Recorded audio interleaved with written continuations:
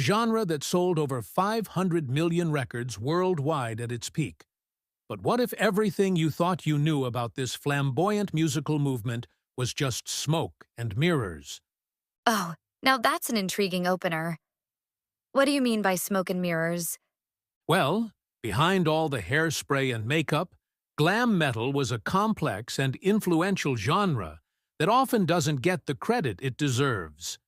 Let's dive into the glittery world of this 80s phenomenon and uncover some surprising facts. I'm all ears.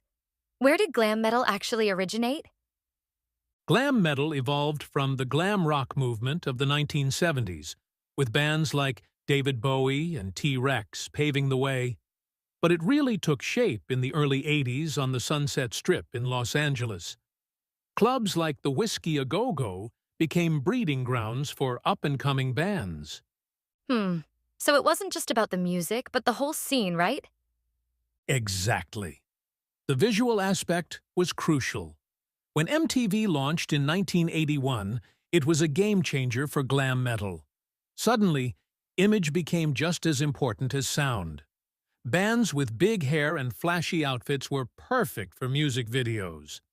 That makes sense. So, what were some of the biggest bands to come out of this scene? Well, you had Mötley Crüe, Rat, Quiet Riot in the early days. Then came the megastars like Bon Jovi and Def Leppard. Did you know Bon Jovi's Slippery When Wet album spent 8 weeks at #1 on the Billboard charts? It sold over 28 million copies worldwide. Wow, those are some impressive numbers.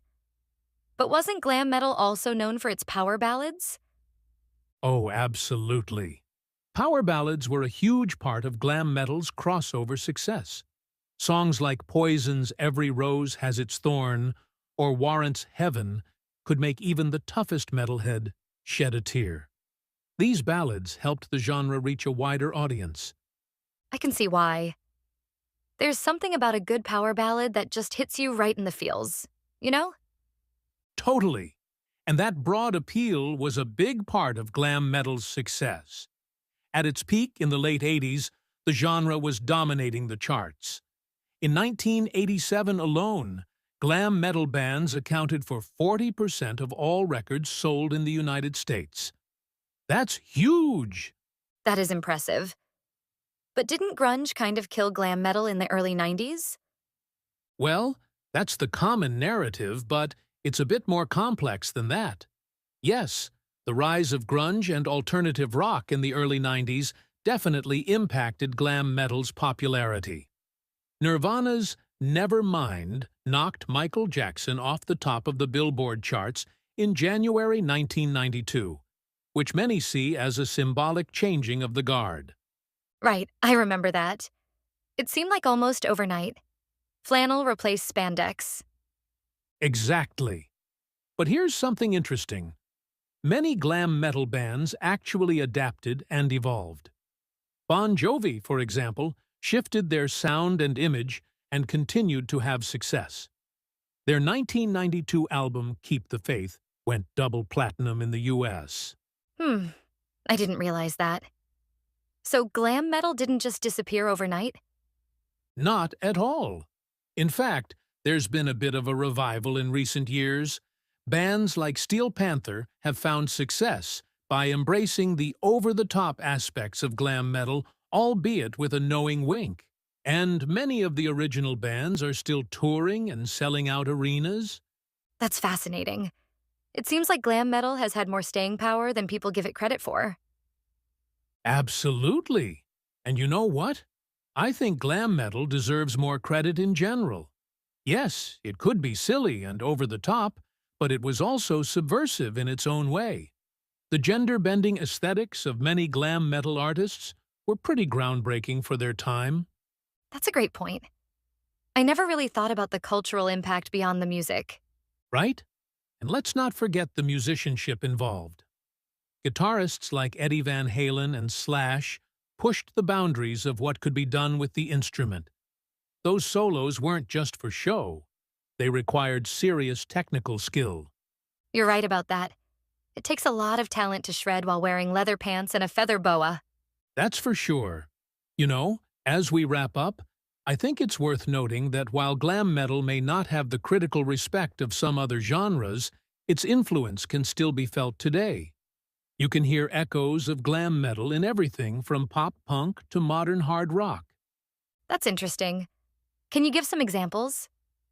Sure, take a band like The Darkness, who emerged in the early 2000s with a sound heavily indebted to glam metal. Or look at the theatrical elements in modern pop music.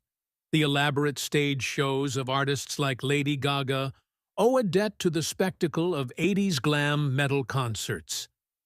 I can definitely see that connection. It's like the spirit of glam metal lives on, even if the specific sound has evolved.